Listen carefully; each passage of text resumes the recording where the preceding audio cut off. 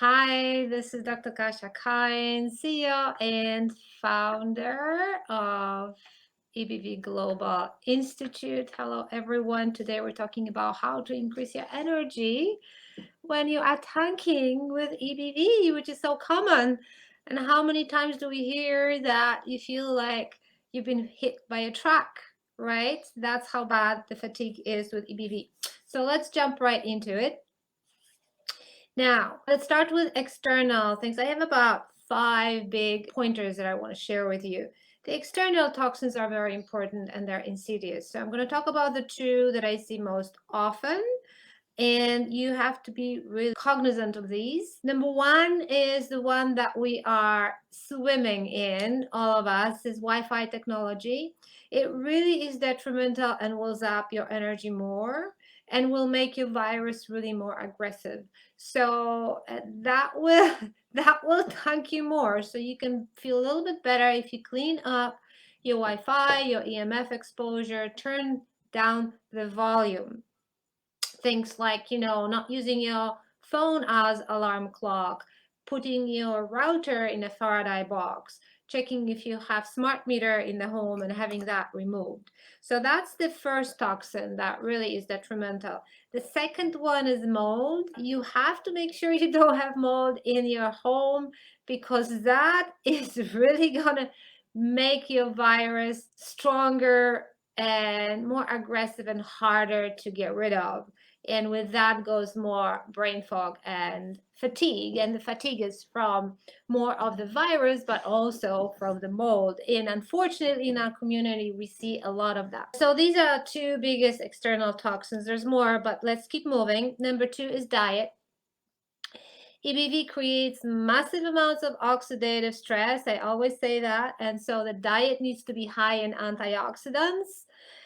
And you want to remove gluten, dairy, and eggs. That's the 3 basic ones you want to step away from. But then you want to introduce more antioxidants. Plant matter, whole foods, mostly plant-based diet. Antioxidants are high in fruits, so enjoy berries, blueberries, wild blueberries, fruits, vegetables, nuts, seeds, whole grains, as long as they don't have gluten, and legumes. All those groups are fine for EBV. If you have problems with food groups, that's other issues you want to tackle. That's not related to EBV. And number 3, when you have such low level of energy, when you can't function, we have to bring heavy troops. And what that means is supplements, very specific targeted supplements that I have listed all over in my book, in our recovery program. We're pretty aggressive and we use supplements that multitask, and these are antioxidant in nature as well. Plus they support the liver, they support the thyroid, they do all kinds of other actions. So we're very strategic, because you really need something serious to start turning off the virus. Diet is paramount, but sometimes diet is not enough by the time you have chronic EBV. And so the energy comes with it. When you start turning down the virus, the energy starts coming back. Number 4, make sure you balance your blood glucose, blood sugar, by balancing your meals. I teach a lot about that. It's also in my book, because in our community, we often have long-term stress. A long-term stress, it translates into eventually adrenal insufficiency. Maybe not a full-blown adrenal fatigue, because medically adrenal fatigue is when people die. We use that too much. But adrenal insufficiency, adrenals are really taxed by the virus, by the chronic stress from it.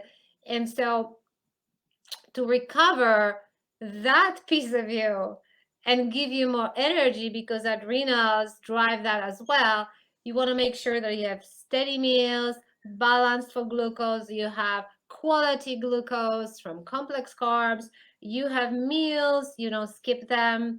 In our community, sometimes little snacks like maybe are also helpful, and not long term, because in a healthy life, a healthy person doesn't need snacks, you just need great meals. but we are very sensitive about adrenal status. So food has to be good quality and really nicely balanced. And number 5, the big one, is stress, stress, stress. Stress is number 1 reactivating factor. Stress is iffy. You know, when you have stress, you have reactivation, you have fatigue. And so just being mindful of the fact that sometimes we can't control our stressors. Sometimes just life happens, right? Stress happens, but what we have control of is how we respond to it, any coping mechanisms, any strategies. You know, if you can't manage a stress, you walk away from a stressor, or you move away, or you block it. Literally, you can put an earpiece and listen to music. If you can't control noise, that is very stressful for you. So we do have options and we do have choices. And people don't remember that in any situation you have some choices. So turn down the volume on stress, whatever it means for you. Epsom salts, hot baths, massage, a walk, more sleep, because that will turn down the volume on the virus, that will turn down the reactivation, and by default, it will help prevent the depth in that energy and more fatigue. So here we go. You have a lot of tools, a lot of control.